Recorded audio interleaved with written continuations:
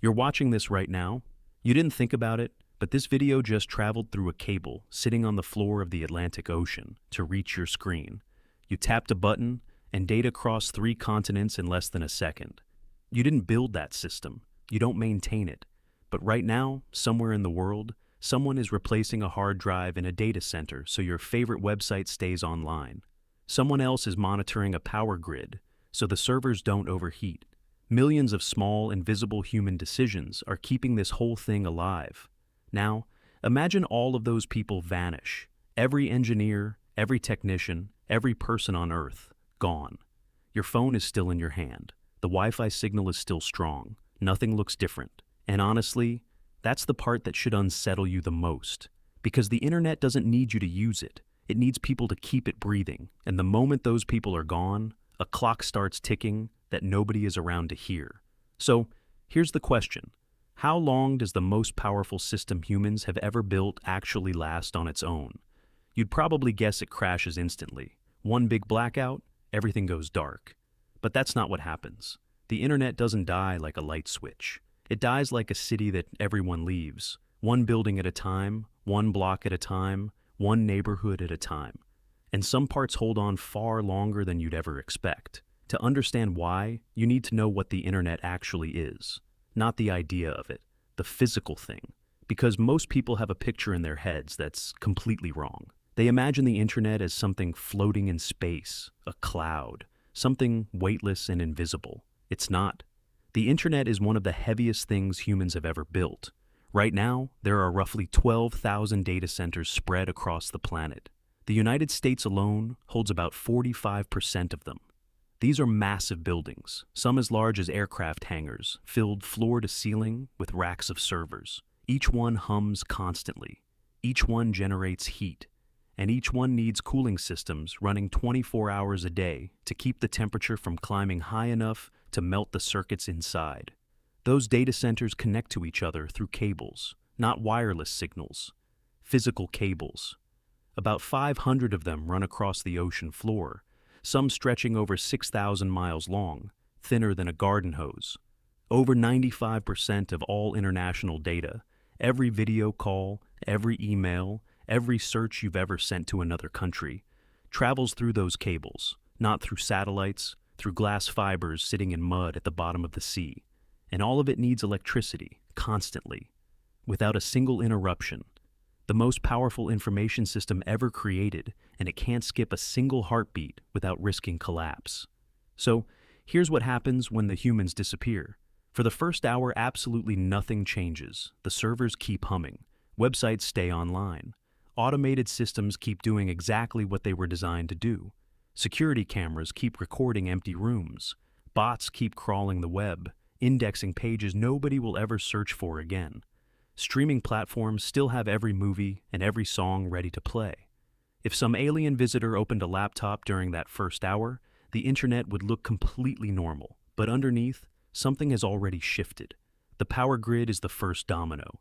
And it's a domino that's more fragile than you probably think. Most of the world's electricity comes from fossil fuel plants. Coal, natural gas, oil. These plants don't just burn fuel and produce power. They need a constant, precise supply chain. Coal arrives by train. Natural gas flows through pipelines that need compressor stations every 40 to 100 miles. Oil comes by tanker and truck. Every step of that chain has a person behind it. A driver, an operator, a dispatcher, all gone. But here's the thing that makes it worse. Even if every plant had a full tank of fuel, the grid would still collapse. Because a power grid isn't just a source and a destination. It's a balancing act. The amount of electricity being generated has to match the amount being consumed almost perfectly in real time.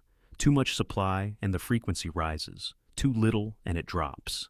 Either way, safety systems trip, and generators disconnect themselves to avoid damage. Right now, your fridge is still running, your air conditioner, your water heater. Millions of devices across the grid are still drawing power, but no one is at the control center watching the frequency. No one is calling a peaker plant to ramp up or telling a solar farm to curtail.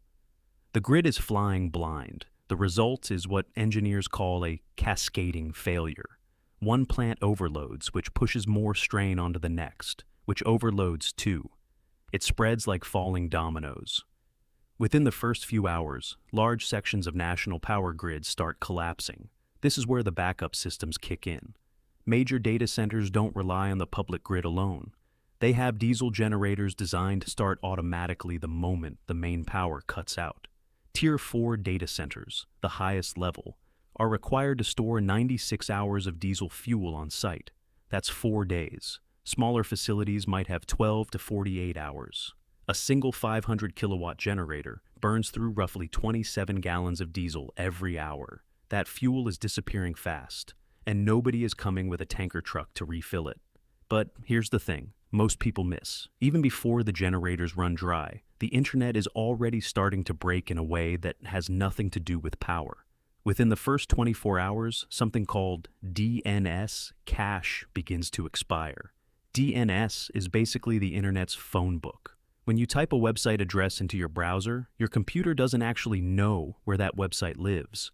It asks a DNS server, which translates the name into a number, an IP address, and sends you to the right place. But your computer doesn't ask every single time. It saves the answer for a while. That saved answer is the cache, and it has a timer. Some caches last a few hours, others last a day or two. After that, your computer needs to ask the DNS server again. The problem is, DNS servers are just more machines and more data centers. As power fails, those servers start going offline. And when your computer can't reach a DNS server, it doesn't matter if the website you want is still perfectly alive on some server somewhere. You can't find it. You could be sitting right next to the building that holds every video you've ever watched, and you'd have no way to reach it. It's like the website's address got erased from every phone book at once. The building is still there. The lights might even still be on, but nobody can look up the directions to get there anymore. By day 2, you'd start to notice something strange if you could somehow still watch the internet from the outside. Traffic patterns would shift. Some regions would go dark while others still glow. The internet you knew, the one where you could reach anything from anywhere, wouldn't exist anymore. It would start looking like scattered islands. And that brings us to the real structural collapse. By the end of the first week, the internet is fracturing.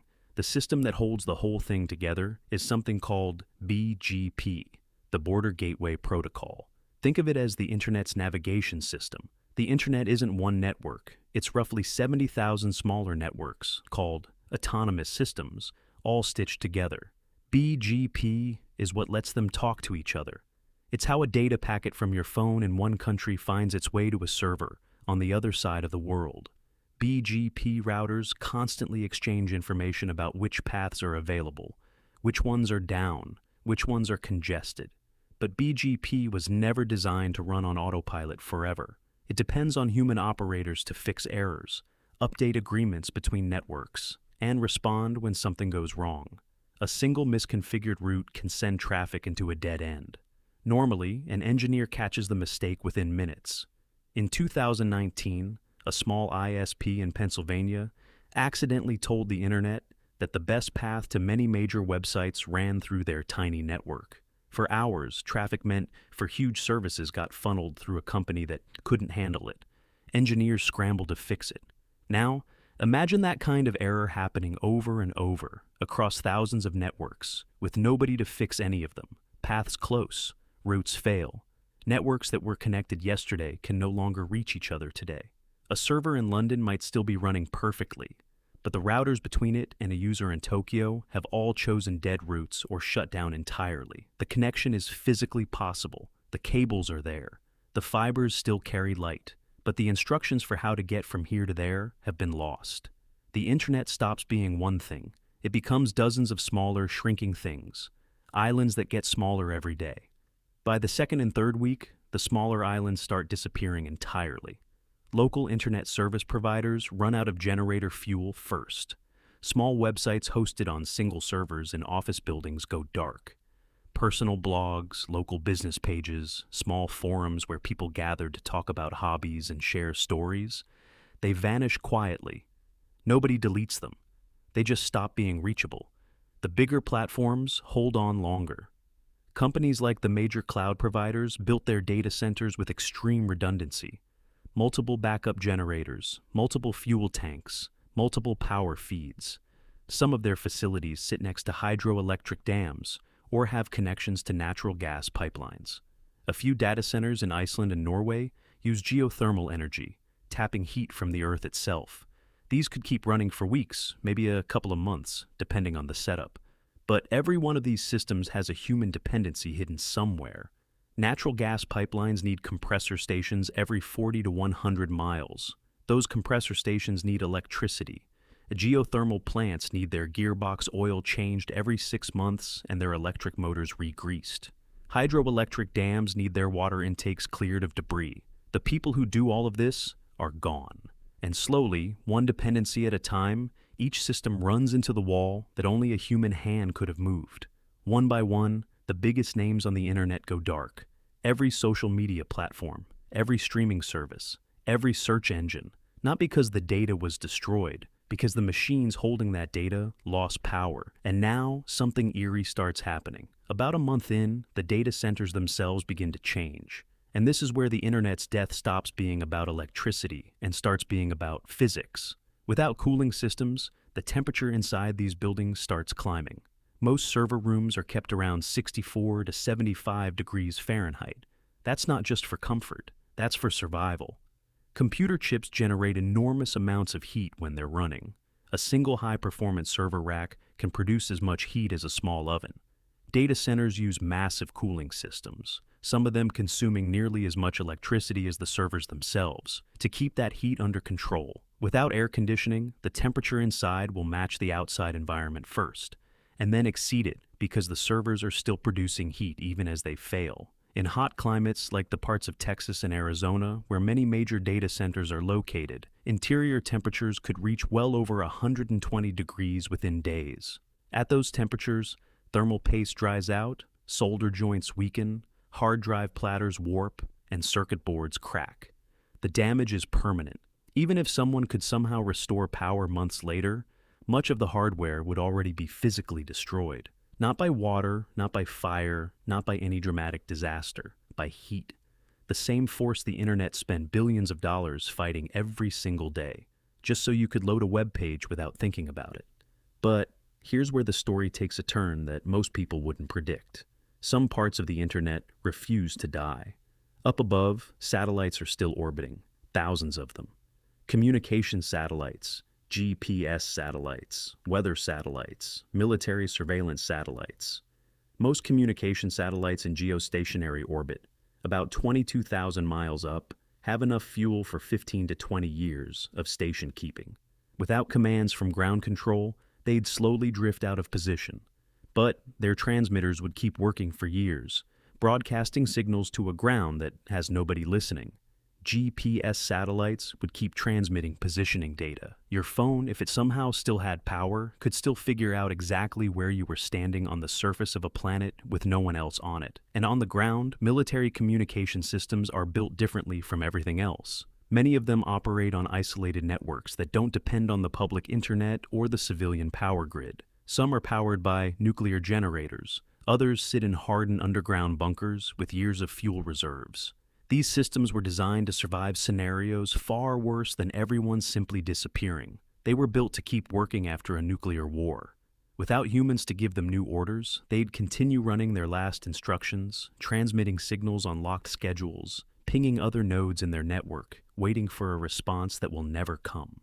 Research stations in extreme environments would last even longer. Weather monitoring stations in remote deserts, powered by solar panels, are designed to operate for years with zero human contact. The solar panels themselves can provide electricity for decades in dry climates where dust doesn't build up too badly. A study of solar panel longevity found that panels in low humidity environments with minimal debris exposure could keep producing power for a century or more if the connected electronics hold up. The electronics are the weak link. Wires corrode, circuits degrade. But in the right conditions, some of these stations could keep collecting and transmitting data for 10, 20, maybe even 50 years. And here is the part that nobody expects, not even you. The last pieces of the internet, the very last signals still traveling through circuits and airwaves, won't be from Google. They won't be from any platform you've ever opened on your phone.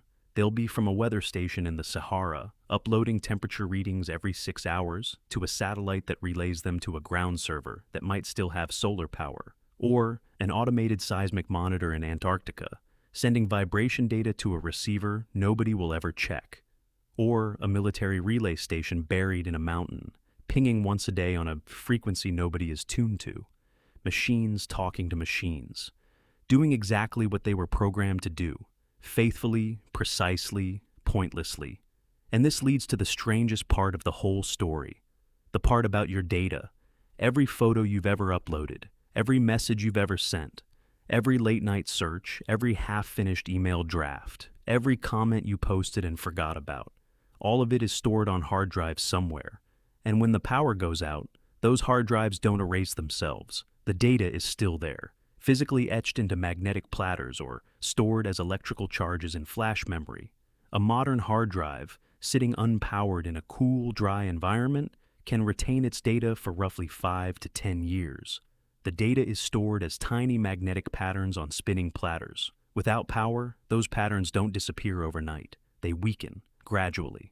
The magnetic charge that represents a 1 slowly relaxes towards 0.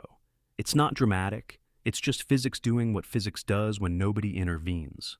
Solid-state drives are even more vulnerable. They store data as trapped electrical charges in microscopic cells. Without power to refresh those charges, the data leaks away, sometimes in as little as a year or two, faster in hot environments. Your photos don't get deleted. They get quietly erased by thermodynamics. So for years after the last server shuts down, your data still exists somewhere inside a silent machine in a dark building. Every vacation photo, every birthday message, every argument you had with a stranger online. It's all still there, sitting on a shelf in a library where the lights have gone out. And year by year, bit by bit, the words on those pages are fading into blank. The data doesn't get destroyed. It just becomes permanently unreadable. Not because someone deleted it, because nobody is left to power on the machine that holds it. And this is really what the internet was, all along. Not a place, not a cloud, not something permanent that would outlast us. It was a living system that needed constant care, constant power, constant human attention. We built something that could store the sum of all human knowledge, and we made it completely dependent on us to survive. Meanwhile, nature is moving in. Above ground, the physical infrastructure of the internet is exposed to weather, animals, and time. Cell towers rust, junction boxes flood, rodents chew through the insulation on cables, trees grow into overhead lines and pull them down. Within a few years, large stretches of the land-based network would be physically broken, not by any catastrophe, but by the slow, patient work of rain, roots, and wind. But below the surface, things are different. The undersea cables are still on the ocean floor. The glass fibers inside them are made of silica, one of the most durable materials on Earth. Diameter for diameter, that glass is about 10 times stronger than high-strength steel. Submarine cables laid in the 1990s still show no measurable degradation in the glass itself. Those fibers could carry light for another 100 years. The glass doesn't care that the internet is gone, but there is no light to carry, no signal to send, no one on either end. And here and there, scattered across the world, small pockets of electricity still flow. In Denmark, a wind turbine called the Gedser turbine was installed in the late 1950s. It generated power for 11 years straight without a single maintenance visit. Modern turbines are built even better, rated to run at least 3 years without servicing. In some remote location, one of them would probably keep spinning for a decade or more, feeding electricity into a local grid that connects to nothing but a few dead buildings and maybe one router still plugged into a wall. The Hoover Dam, one of the most powerful hydroelectric facilities ever built, could reportedly run on autopilot for several years without human intervention. Its turbines would keep spinning, generating electricity, feeding it into lines that lead to cities where nobody lives. Somewhere along one of those power lines, a router might still be plugged in. And for a while, that router might still be forwarding packets to the next router in line. Little bursts of data, moving through empty corridors, following instructions that were written by people who no longer exist. Until the dam's intake clogs, until the turbine seizes, until the last little green light on the last router blinks once more and goes dark. Think about what's been lost. Not just websites, not just apps. The largest collection of human knowledge ever assembled. More information than every library in history combined. Every scientific paper, every recipe your grandmother shared, every home video of your first birthday, every love letter typed at 2 in the morning. All of it stored on machines that needed nothing more than electricity and a person checking in once in a while to keep running. And without those two things, all of it fades into magnetic dust. The internet didn't crash. It wasn't destroyed. Nobody turned it off. It faded. One server at a time, one website at a time, one signal at a time, the way a city goes quiet when the last person closes their door and walks away. Right now, you're watching this through a system that 12,000 buildings, 500 undersea cables, and millions of people keep alive every single second of every single day. You open your phone and the whole world is there, instantly, effortlessly, like it always was and always will be, but it won't always be. The internet was never permanent. It only seemed that way because we never stopped holding it up. And if we ever let go, even for a moment, the silence would start before you even noticed it was coming.